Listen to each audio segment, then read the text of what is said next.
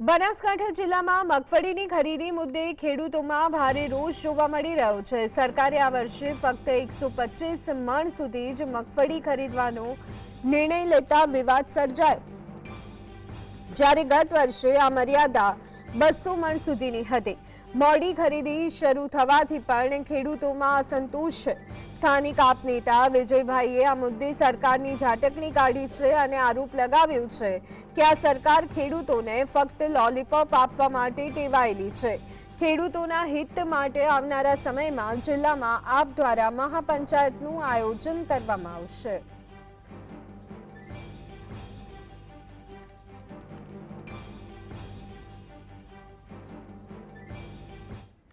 તો આ અંગે વધુ વિગત મેળવી લઈએ। સંવાદદાતા ધ્રુવ અમારી સાથે જોડાઈ ગયા છે। ધ્રુવ, બનાસકાંઠા જિલ્લામાં મગફળીની ખરીદી મુદ્દે ખેડૂતોમાં રોષ અને અસંતોષ, 125 મણ સુધી જ મગફળી ખરીદવાનો નિર્ણય, ત્યારે ખેડૂતોમાં આક્રોશ, શું વિગતો? ચોક્કસથી ધ્વનિ ગુજરાત સહિત બનાસકાંઠા જિલ્લાના અંદર તારીખ 9 જે રીતે સરકાર દ્વારા ટેકાના ભાવે મગફળીની ખરીદી ખેડૂતો પાસે કરવામાં આવી હતી। જે રીતે 1456 જેટલા જે મણના ભાવ હતા તે નક્કી કરવામાં આવ્યા હતા। જોકે મોડી ખરીદીને કારણે જિલ્લાના ખેડૂતોને સરકારને ક્યાંક ટેકો ન પડ્યો હોય તે બરાબરની જે પરિસ્થિતિ છે જે જિલ્લાના અંદર સર્જા પામી હતી, જેના કારણે ખેડૂતો સહિતના જે લોકો છે તેઓમાં રોષ વ્યાપ્યો છે। જે રીતે જે આપની જે મહાપંચાયતની જે સભા છે તે જિલ્લાના અંદર યોજાવા જઈ રહી છે, તેને લઈને જે રીતે આપના જે નેતા છે આપણી સાથે જોડાયા છે, જે રીતે વિજયભાઈ, જિલ્લાના શું પ્રશ્નો છે અને મહાપંચાયતનો હેતુ શું છે આપનો? અત્યારના વર્તમાન પરિસ્થિતિમાં આપણે જોઈએ તો ગુજરાતની અંદર જે ખેડૂત છે એ ખેડૂત ખૂબ જ દુઃખી છે। ખેડૂત પાયમાલ થઈ ગયો છે। ખેડૂતની સાથે સાથે નાના વેપારી અને મધ્યમ વેપારી છે, એમની પણ આર્થિક પરિસ્થિતિ ખૂબ ડામાડોળ છે।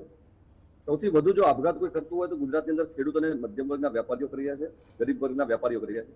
તો આ એક ખૂબ જ મોટી વાત છે। આમ આદમી પાર્ટી ગુજરાતની અંદર અલગ અલગ વિસ્તારોની અંદર ખેડૂત મહાપંચાયત કરી રહી છે। ટૂંક જ સમયની અંદર બનાસકાંઠાની અંદર ખેડૂત મહાપંચાયત યોજાશે। બનાસકાંઠાની અંદર કુલ 34 એવા કેન્દ્રો છે કે જ્યાંથી મગફળીની ખરીદી કરવાની હતી, પરંતુ સરકારે બધા કેન્દ્રો ઉપર મગફળી શરૂ કરી નથી, જેના કારણે ખેડૂતો ખૂબ જ તકલીફમાં મુકાયા છે। સામે જે 1452 આસપાસનો જે ટેકાનો ભાવ નક્કી કર્યો હતો, તો જ્યારે ખેડૂત આ મગફળી વેચવા જાય છે આ કેન્દ્રો ઉપર, ત્યારે અમને તમારી મગફળી ભીની છે, તમારી મગફળીમાં આવું છે, કચરો છે, એમ કરીને 700-800 રૂપિયાના ભાવે એ લોકો ખરીદી કરતા હોય છે। એટલે ખેડૂત બિચારો જાય તો જાય ક્યાં?